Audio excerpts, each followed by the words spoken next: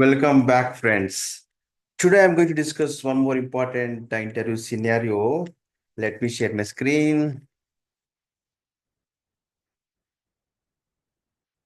So let me know if you're able to see my screen. So in this scenario, the information of the three employees is an input.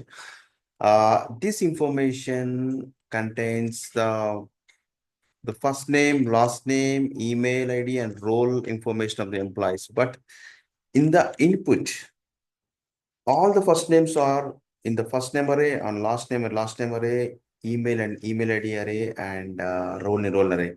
So what's the requirement is we need the information record of each employee in a separate object.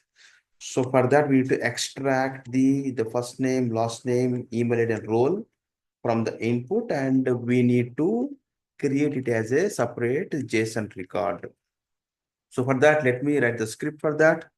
The payload dot first name. Let me see payload of first name, and payload of first name of 0 contains all the first names. I want to iterate over the first name, and I want to create the employee record. So to iterate payload of first name map here, I want to generate a record of 3 employees through I'm opening the 3 separate objects. Now inside that, I want first name. First name is represented by item over here. So first name item, and the last name represents payload dot last name. I got all the last names. I don't want all the last names. I want only um, the first one, right? So for the 0, now I got a 3 and then for dynamism. For that, what I'm doing is I'm taking index. This is a critical point over here.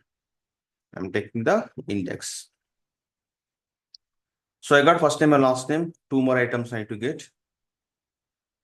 Third is email payload dot email of 0 index. Right? I got index, I got email, and finally the role payload dot role of 0 of index. Right? So this is the required output. I got separate employee records, right? So initially it seems very simple. The solution is simple only, but we need to get these ideas by practice. Please practice and crack your interviews and excel in your job. Thank you so much for watching this.